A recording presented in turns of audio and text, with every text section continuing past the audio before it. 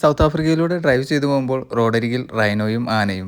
കൂടുതൽ വിശേഷങ്ങൾ അറിയുന്നതിന് വേണ്ടി ഈ വീഡിയോ ഫുൾ വാച്ച് ചെയ്യുക. സൺ സിറ്റിയിൽ നിന്ന് ഇറങ്ങിയ ഞങ്ങളിനി പോകുന്നത് റസ്റ്റംബർഗ് എന്ന ടൗണിലേക്കാണ്. റസ്റ്റംബർഗ് ഇവിടെ നിന്ന് ഏകദേശം ഒരു 45 മിനിറ്റ്സിൻ്റെ ഡ്രൈവ് ഉണ്ട്. റസ്റ്റംബർഗ് ടൗണിൽ നിന്നും കുറച്ചുള്ളിലേക്ക് നീങ്ങി സബർബ് ഏരിയയിലുള്ള റസ്റ്റംബർഗ് ഗസ്റ്റ് ഹൗസ് എന്നൊരു ഗസ്റ്റ് ഹൗസിലാണ് നമ്മൾ അക്കോമഡേഷൻ ബുക്ക് ചെയ്തത്. ലാസ്റ്റ് മിനിറ്റ് അക്കോമഡേഷൻ ബുക്ക് ചെയ്ത കാരണം ഹോട്ടൽസൊക്കെ കുറച്ച് എക്സ്പെൻസീവ് ആയിരുന്നു. അതുകൊണ്ട് നമ്മളൊരു ഗസ്റ്റ് ഹൗസ് അക്കോമഡേഷനാണ് ബുക്ക് ചെയ്തത്. ഒരു ബെഡ് ആൻഡ് ബ്രേക്ക്ഫാസ്റ്റ് അക്കോമഡേഷനാണ്. നമ്മൾ സാധാരണ booking.com വെബ്സൈറ്റിലൂടെയാണ് ഈ അക്കോമഡേഷനുകളെല്ലാം ബുക്ക് ചെയ്യാറ്. പലപ്പോഴും ബോട്സ്വാനയിൽ നിന്ന് തന്നെ ട്രാവൽ ചെയ്യുന്ന മലയാളി ഫ്രണ്ട്സ് എന്നോട് ചോദിക്കാറുണ്ട്, സൗത്ത് ആഫ്രിക്കയിൽ പോകുമ്പോൾ ഇവിടെ അക്കോമഡേഷൻ എവിടെയാണ് ബുക്ക് ചെയ്യാറ്, അല്ലെങ്കിൽ അവിടുത്തെ റേറ്റും കാര്യങ്ങളും ഒക്കെ എങ്ങനെയാണെന്നൊക്കെ. അപ്പോൾ ഞാൻ booking.com വെബ്സൈറ്റാണ് സാധാരണ അക്കോമഡേഷൻ ബുക്ക് ചെയ്യാനൊക്കെ യൂസ് ചെയ്യാറുള്ളത്. അതല്ലെങ്കിൽ യുണീക്ക് എക്സ്പീരിയൻസിന് വേണ്ടി സൗത്ത് ആഫ്രിക്കയിലുള്ള പല ഇൻഫ്ലുവൻസേഴ്സിൻ്റെയും പേജുകൾ ഫോളോ ചെയ്യാറുണ്ട്. അവർ സജസ്റ്റ് ചെയ്യുന്ന പല അക്കോമഡേഷനുകളും ട്രൈ ചെയ്യാറുണ്ട്. നമ്മളിപ്പോൾ റസ്റ്റംബർഗിൻ്റെ സബർബ് ഏരിയയിലെത്തി. ഇത് ഒരു റെസിഡൻഷ്യൽ സ്ട്രീറ്റുകളാണ്. നമ്മുടെ നാട്ടിലൊക്കെ ഉള്ള പോലെ തന്നെ ഇങ്ങനെ മരങ്ങളൊക്കെ രണ്ട് സൈഡിലൊക്കെ ആയിട്ട് നല്ല രസമുള്ള ഒരു സ്ട്രീറ്റാണ് കേട്ടോ ഇത്. മഴയൊക്കെ ഉള്ള കാരണം അങ്ങനെ പുറത്താരെയും കാണുന്നില്ല. ഒരു വിജനമായ ഏരിയയിലൂടെ പോകുന്ന പോലെ കേട്ടോ നമുക്കിപ്പോൾ.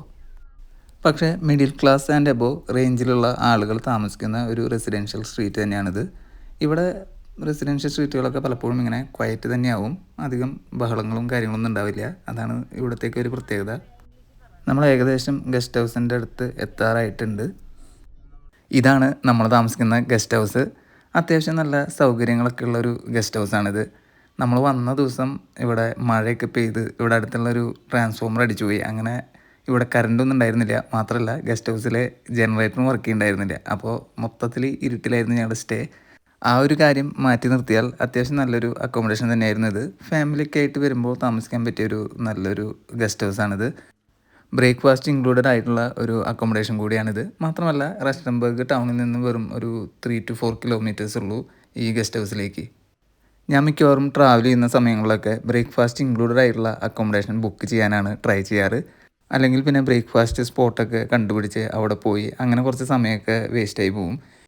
ഇതാവുമ്പോൾ രാവിലെ തന്നെ എണീറ്റ് താമസ സ്ഥലത്ത് നിന്ന് ഫുഡൊക്കെ കഴിച്ച് ഫ്രഷായി അന്നത്തെ ആക്ടിവിറ്റിയിലേക്ക് കിടക്കാൻ പറ്റും. എസ്പെഷ്യലി ഫാമിലിയൊക്കെ ആയിട്ട് സ്റ്റേ ചെയ്യുമ്പോൾ ഇത് വളരെ ഉപകാരമായിട്ട് തോന്നാറുണ്ട്. ഇവിടെ ഒരു 10-15 റൂമുകളുണ്ട് താമസിക്കാനായിട്ട്. അതുപോലെ തന്നെ ഒരു സ്വിമ്മിംഗ് പൂളുമുണ്ട്. മഴയൊക്കെ പെയ്തതുകൊണ്ട് അന്ന് അത്യാവശ്യം നല്ല തണുപ്പുണ്ടായിരുന്നു. അതുകൊണ്ട് തന്നെ സ്വിമ്മിംഗ് പൂളിൽ ഇറങ്ങാനൊന്നും ഞങ്ങൾ നിന്നില്ല. ഇവിടെയാണ് പൂളിൻ്റെ ഏരിയ. അത്യാവശ്യം മരങ്ങളൊക്കെയായി നല്ലൊരു അറ്റ്മോസ്ഫിയർ തന്നെയാണ് ഇവിടെയുള്ളത്.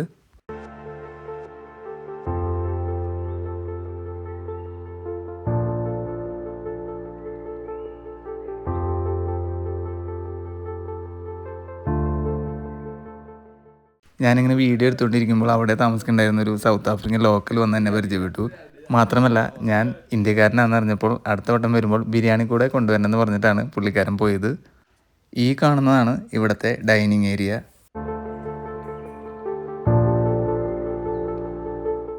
അങ്ങനെ പിറ്റേ ദിവസം ബ്രേക്ക്ഫാസ്റ്റ് കഴിച്ചതിന് ശേഷം ഞങ്ങൾ റൂം വെക്കേറ്റ് ചെയ്തു. ഇനി ഇവിടെ തന്നെ അടുത്തുള്ള ഒരു ഷോപ്പിംഗ് മോളിലേക്കാണ് ഞങ്ങൾ പോകുന്നത്. അവിടുന്ന് ചെറുതായിട്ട് എന്തെങ്കിലും ഷോപ്പിംഗ് ചെയ്ത് ഉച്ചയ്ക്ക് ലഞ്ച് കഴിച്ചതിന് ശേഷം ബോട്സ്വാനയ്ക്ക് മടങ്ങാനാണ് ഇപ്പോഴത്തെ പ്ലാൻ. മഴ ഇങ്ങനെ നോൺ സ്റ്റോപ്പായി പെയ്തുകൊണ്ടിരിക്കുകയാണ്.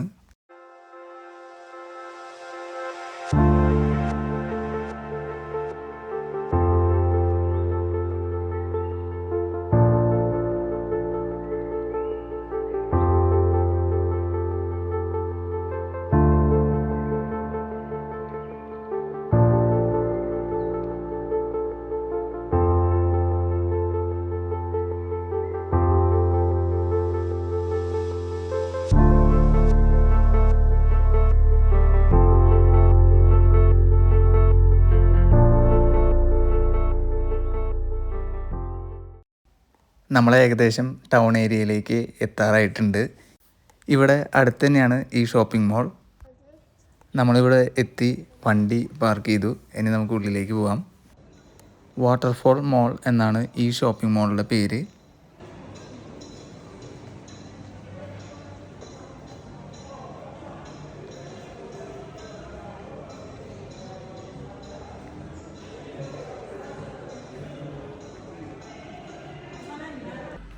മോളിനകത്ത് പല സ്ഥലങ്ങളിലും വീഡിയോ എടുക്കാൻ റെസ്ട്രിക്ഷൻസ് ഉണ്ടായിരുന്ന കാരണം ഞാൻ അങ്ങനെ വീഡിയോ എടുത്തില്ല.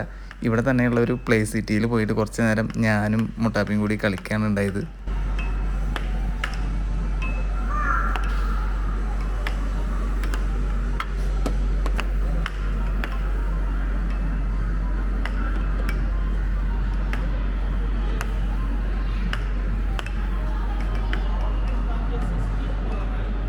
Here.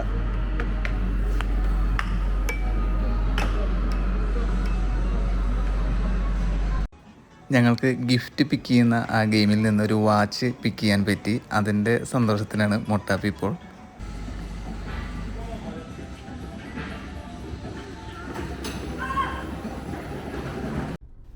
അങ്ങനെ ഉച്ചയ്ക്ക് ശേഷം ഞങ്ങൾ അവിടെ നിന്ന് ഇറങ്ങി. ഇനി തിരിച്ച് ബോട്സ്വാനയിലേക്ക് ഡ്രൈവ് ചെയ്തുകൊണ്ടിരിക്കുകയാണ്.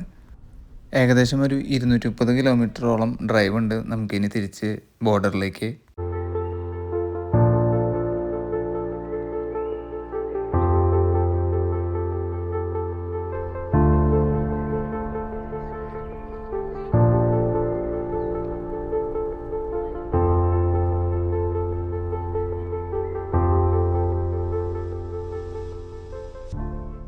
അങ്ങനെ ബോട്സ്വാന ബോർഡർ എത്താറായപ്പോഴാണ് വഴിയിൽ 2 അതിഥികളെ കണ്ടുമുട്ടിയത്. വേറെ ആരുമല്ല, ഒരു റൈനോസറസും ഒരു ആഫ്രിക്കൻ എലഫൻറ്റുമായിരുന്നു.